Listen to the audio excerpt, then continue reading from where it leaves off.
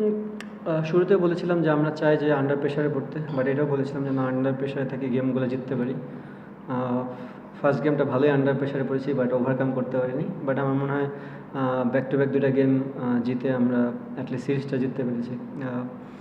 অনেক positive side আছে। Normally আমরা এই টিমটা খুব একটা এত ভালো ফিল্ডিং করি না কখনো, বাট আপনি যদি এই 3টা গেম দেখেন আমরা অনেক ব্রিলিয়েন্ট ক্যাচ নিয়েছি। অ্যাটলিস্ট ফিল্ডিংয়ের দিক দিয়ে বলতে পারি যে অনেকখানি ডেভেলপমেন্ট দেখা গেছে। এখন কি মনে হয় যে মানে ওয়ার্ল্ড কাপের আগে তো আসলে ম্যাচ নেই, ওয়ার্ল্ড কাপের জন্য আপনার দল কতটা ready?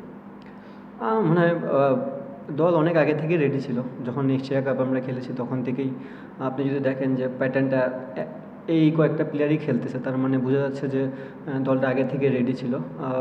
এখন একটা জিনিস যে থাকবে, প্লেয়াররা বিপিএল খেলবে, বাংলাদেশের সবচেয়ে বড় একটা ক্রিকেট। আমার মনে হয় যে যেখানেই খেলুক, যে কোনো টিমেই খেলুক, তারা বেস্ট ক্রিকেটটা খেলবে এবং ওই বেস্ট ক্রিকেটটাই আবার যখন আমরা ন্যাশনাল টিমের হয়ে আসবো তখন আবার খেলার চেষ্টা করবো। সিরিজ শুরুর আগে আপনার ফেস করেছিলেন অনেক কিছু হয়েছিল অফ দ্য ফিল্ড আর কি। এটা কি আপনার জন্য মানে কতটা চ্যালেঞ্জ ছিল বা আপনার চ্যালেঞ্জ ছিল কিনা অফ দ্য ফিল্ড ব্যাপারগুলো একটু সামলানো টিম এবং না, আমার মনে হয় টিমে কোনো এটার প্রভাব পড়েনি। নর্মালি ছিল সব কিছু। যেহেতু আমরা প্রফেশনাল প্লেয়ার, আমরা মাঠে গেলে আবার মাঠে ক্রিকেটটাই খেলি, সো ওই দিক দিয়ে আমাদের কোনো দেখেন, আমি বলবো সে আনলাকি। যেহেতু 3টা ম্যাচই আমরা খেলেছি, ওই জায়গাটা ওই পজিশনে আমরা 3জনকে ঘুরিয়ে খেলার চেষ্টা করেছি। আরও গেম বেশি থাকলে হয়তো বা তাকেও ট্রাই করতাম। সো ওই দিক দিয়ে সে অনেক আনলাকি। মানে এটা কি কোনোভাবে মানে যদি কোনো বিষয় আছে যে সিলেক্টররা যখন এগিয়ে গেছে আপনি নিজেও অসন্তুষ্ট প্রকাশ করেছিলেন, শামীম ছিল না, তারপর শামীম আসার পরে এখন মানে মাহিদুলের সঙ্গে না না, এরকম না। আমি ফার্স্টেও বলেছি যে বাংলাদেশের হয়ে যারাই 15 জনে আসে তারা বেস্ট হয়েই আসে। হ্যাঁ, আপনি সবাইকে অ্যাট এ টাইমে খেলাতে পারবেন না, আপনি 11ই সাজাতে পারবেন, সেটা 15 হোক আর 17 জনের টিমই হোক না কেন, খেলবে 11 জনই। সো আমরা প্রত্যেকটা দিন ট্রাই করেছি আমাদের বেস্ট 11টা খেলানোর জন্য, এবং যদি আরও ম্যাচ থাকতো তাহলে হয়তো বা ট্রাই করা যেত।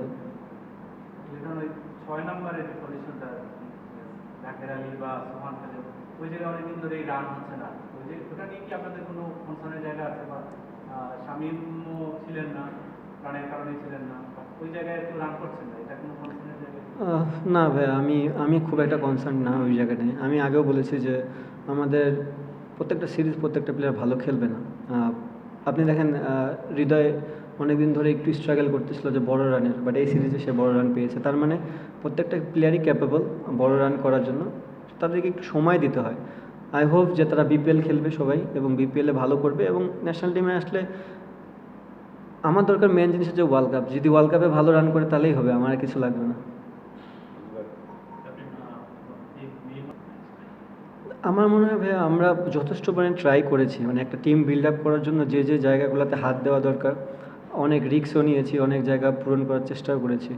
আপনি যদি আজকে দেখেন, আজকে লাস্ট ওভার ফিস কিন্তু বল করে নেই, সাইভ করেছে। সো মানে কি, একটা জিনিস হচ্ছে তাদেরকে গেম টাইম দেওয়া এবং চ্যালেঞ্জ ফেস করা। আমি তো জানি আমার ফিস কি করতে পারে, তাকে যদি আমি 2টা গেম ব্যাক টু ব্যাক নাও খেলাই, 3 নম্বর গেমে যাই ও আমাকে কী দিবে সেই বিলিফটা আমার আছে। বাট যারা গেম খেলে না তাদের জন্য ওই জায়গাটা সিচুয়েশনে পড়াটা খুব ইম্পর্টেন্ট। সো আমরা এই একটা বছর ধরে অনেক ট্রাই করেছি অনেক জায়গায়। আমার মনে হয় আমাদের যে বাঞ্চ অফ ক্রিকেট একটা সার্কেল আছে, 15, 16, 17টা প্লেয়ার, তারা অলমোস্ট রেডি এই জায়গাটা খেলার জন্য।